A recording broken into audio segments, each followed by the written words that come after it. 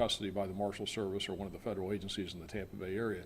These people are housed in the Pinellas County Jail, and that's why John Drow was at our jail, and he was due to be transported next week back to Ohio. So as he's sitting in the jail, he was housed in C Wing of the South Division of the jail, which was commonly known as really the maximum security area of the jail. And as all the inmates are in the jail, they're allowed to go out into the rec yard. And yesterday at about 10 o'clock in the morning, John Drow, along with other inmates, was in the C Wing recreation yard at the jail.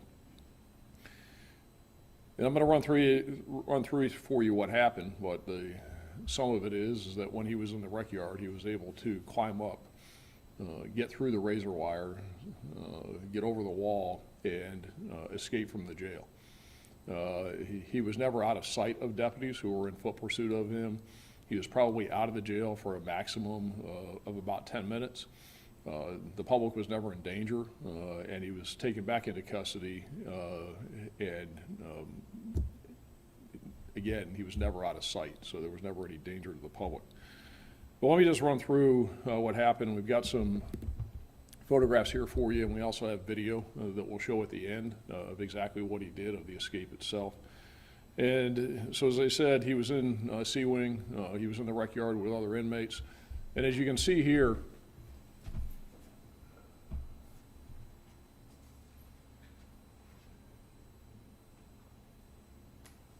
I'm going to step back over because you won't be able to hear me on the microphone if I don't, but you can see where I was pointing over there. That door and the awning above it, and there's a conduit above that, is what John Drow used to hoist himself up. So the deputy who was in the recreation tower, so above that rec yard is a recreation tower. The deputy in the recreation tower is armed with a firearm and with less lethal weapon, the shotgun that has beanbag rounds in it. And so as the deputy is out there on the catwalk, which goes around the tower, the inmates had indicated that they wanted to go back in, that they were finished with the rec. So he went in to use the phone to notify the people in the control room the deputies or the inmates were ready to come back in.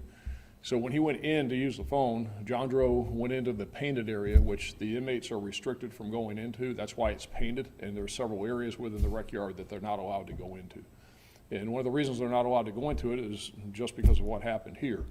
But he took advantage of the deputy going into the inside of the rec tower to use the phone. He immediately went over and he used the door handle, he used the awning, and he used the conduit that you can see there in the photograph to hoist himself up. When he got hoisted up, he then took off his shirt. And you can see there in the photograph, the orange is John Drow's shirt. And he took his shirt off and he wrapped it around the razor wire and hoisted himself up. It took him a total of 24 seconds from the time that his feet left the ground until the time, 26 seconds from the time his feet left the ground until the time he hit the roof. When he hit the roof, he then fled to a little bit to the north and to the east, and then he jumped off the east roof of the jail. And that was 14 feet from the ground.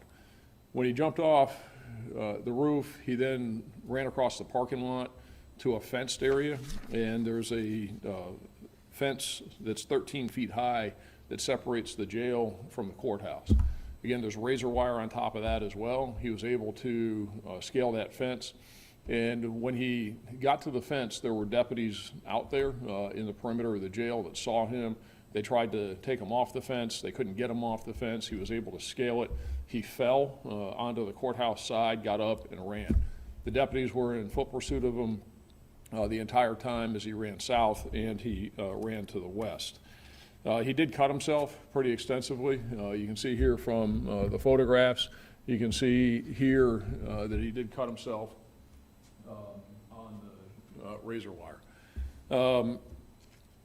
When he ran again to the south and to the west, and again being chased, and he got through the property of a business called Golf Cart Systems.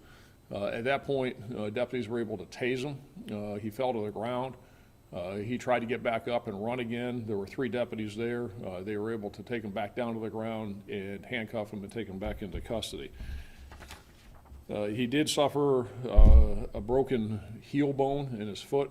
He was taken to the hospital. He received about 80 sutures for the lacerations.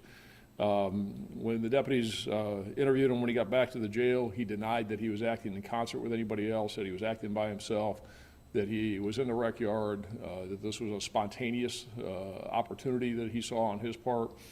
He had spent several days in the Polk County Jail, spent several days in the Pinellas County Jail, didn't like being in jail, didn't want to go back to Ohio.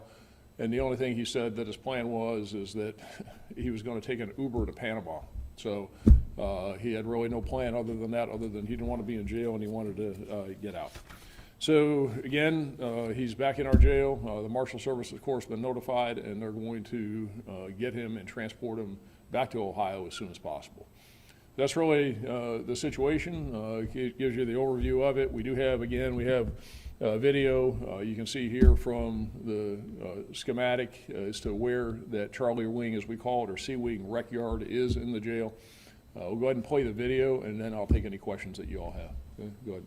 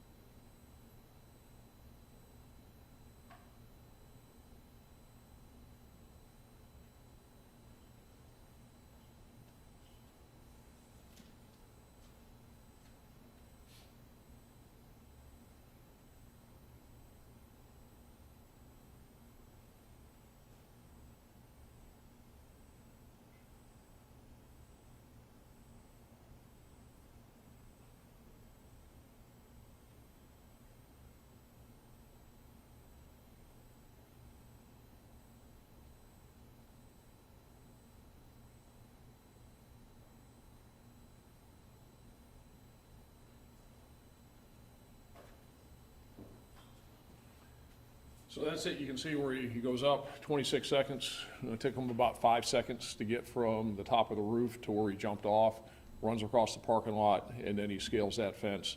Again, he got to the top of that fence where there's also a razor wire, cut himself up pretty good on that, and he fell to the ground, landed on his back, got up, ran to the south, to the west. The deputies were in foot pursuit of him, and then when he got to the golf cart systems business is where they were able to tase him, take him into custody. The deputy in the tower said that he had tried to get his less lethal shotgun to shoot him with the beanbag rounds, but he couldn't effect that soon enough. So by the time he got out, he was already gone. Again, the whole thing happened very quickly in about 26 seconds. Of course, we're going to look at all of our procedures, practices. There'll be a complete review of the incident to see if there was anything that was done improperly, whether there was certainly things we could do better or measures that we could take to make sure that this doesn't happen again. And we'll continue to look for and conduct that review and look at that. But I'll take any questions you all have, but it's a pretty straightforward incident.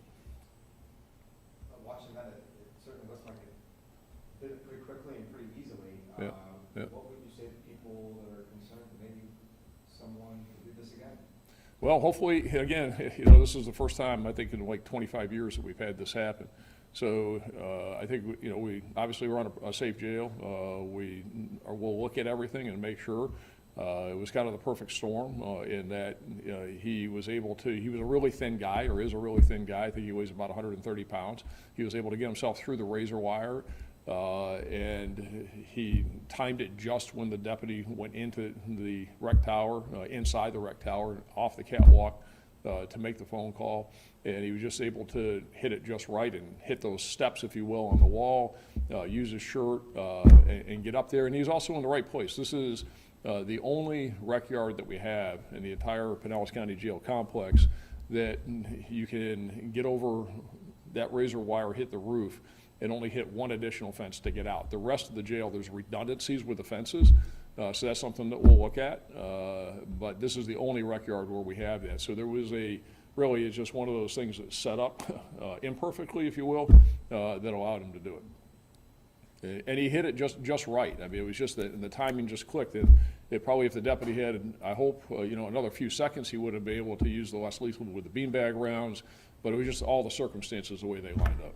You said he was accused of murdering his 9-year-old son. Yeah. Why was he out? I don't know. You got to talk to Ohio about that. I don't have any. We have no information, no knowledge. The only thing that I know is that he was booked in by the Marshal Service because he had been arrested by Polk County, and they had this work sharing agreement with the sheriff in Ohio to transport back. So I really don't know anything about the underlying case in Ohio. How convinced are you that none of those other inmates had, because the time you could bring that guard back in, to make the phone call, Right. had to coincide, and they all started to look like they were going to go back in and he made his move. Are you completely convinced that there was no other inmates in on that? Well, we don't have any indication. Again, this is still an ongoing investigation, and the review will be ongoing. But we don't have any indication that he had any help or that anybody else was involved with it. He claims, that it was spontaneous, but he also mentioned that he had thought about trying to escape when he was in Polk County and was looking for ways to do it. He didn't want to be in jail. It does look like to me that he had, thought this through a little bit, and that this wasn't just some brainstorm that he got within a few minutes of being in that rec yard. He had been here for a few days. He had been in that rec yard previously. I think he probably had assessed things and in his mind had a plan.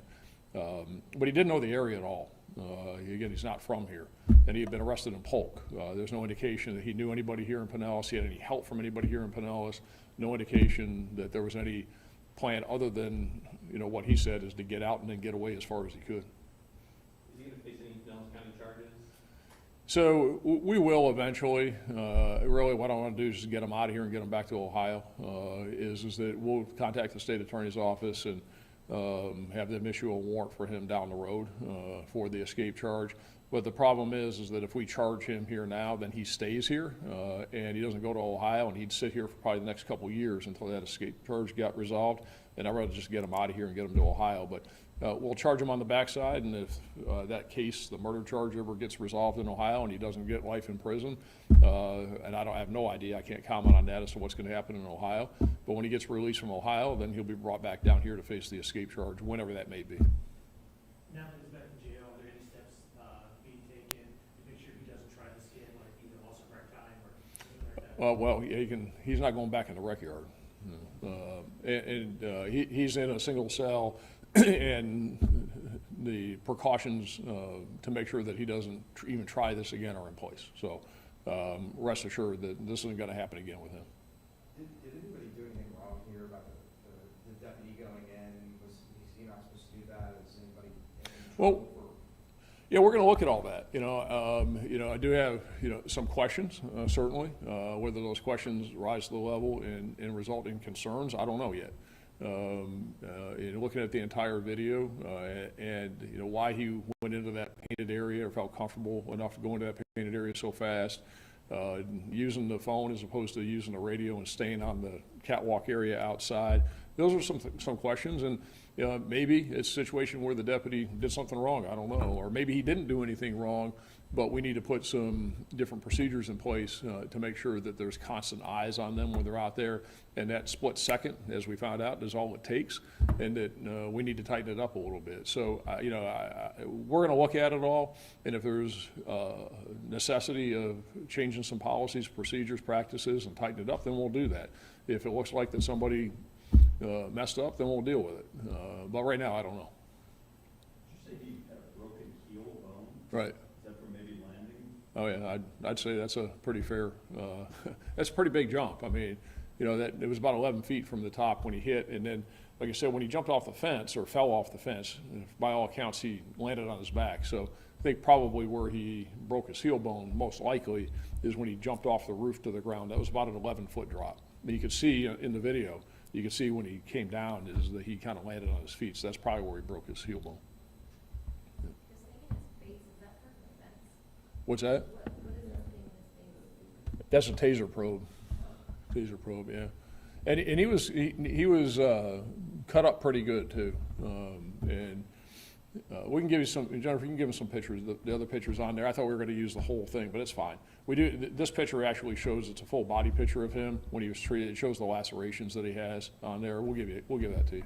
And this taser probe was from the deputy? Yeah, right. The taser probe was from the deputy where when they were chasing him and they got close enough there at the golf cart systems business, is that they were yelling to him to stop. He didn't stop, and they tased him and he went to the ground. And again, when he went to the ground, he tried to push right back up again and run, but they were able to tase him again, and then other deputies were there and they were able to get on top of him and take him into custody, handcuffed. That business, were they at all there, or was there a bunch of people around? No, I don't think it was any big deal with the business. No. It was kind of going into the back of it. It's, again, going south of the jail to the west, so but nothing there. Do we know exactly when he's going to be transferred to Ohio? Which one? When he's going to be transported to Ohio? Don't know yet. No. Can't happen fast enough as far as I'm concerned. Get them out of here as quick as we can. How many federal inmates do you guys usually house? I mean, I know it'll vary, but. About 300. Other than, Yep. Per year? What's that? Every year, 300 a year? Well, no, 300 at any given time. Oh, okay.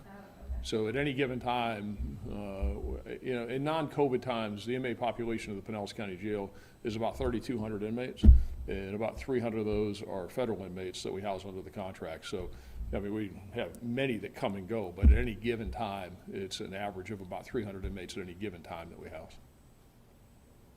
And just to watch that video and see an inmate break the rules like he did as the sheriff, I mean, what was your reaction seeing that? It's a what? Well, obviously, it's a problem. I mean, we don't want to see any inmate that can that quickly be able to hop up on some type of steps, if you will, those improvised steps, and be able to get to the roof. I mean, it's troubling and it's concerning, and we'll look at it again to make sure that. But that's why the paint's there. That's why, I mean, it isn't that we weren't aware that that was a potential problem. It is, and that's why. And the paint on the floor in the rec yards isn't just there. There's paint on the floor in other areas of the rec yards as well to keep the inmates in a central area, to keep them away from anything where this could possibly happen. It's unfortunate that, again, things just lined up in the wrong way, and that he knew that. He was eyeing it. He knew what he was going to do, and as soon as the window opened, that window of opportunity opened, and as soon as that deputy went into the interior of the tower, is that he knew he had to make his move, and that's what he did, and he was able to do it in 26 seconds. Unfortunately, by the time that the deputy saw it, got out, got the shotgun out, and he was gone. So again, it's that this is what we need to look at and see if there's anything that could have been done differently. And I don't know at this point. Is there anything glaring here? No, but it's concerning. It is absolutely concerning, and to make sure, and if we need to reconfigure some things, if we need to handle things in a different way as far as communication is concerned, we're going to look at all that and make the necessary changes. Anything to make sure that the other inmates know that he did get away with this? Word travel pretty quick in jail? Well, word travels pretty fast, and I mean, if you look at him, you'll see. I mean, he's pretty cut up, pretty good. And I'll show you the photographs of it. Other than the message that the deputies were out there, they chased him down, and if that deputy had the opportunity, I'm sure he would have shot him with the beanbag rounds, and he wouldn't have been able to get over that wall. All right, thanks everybody.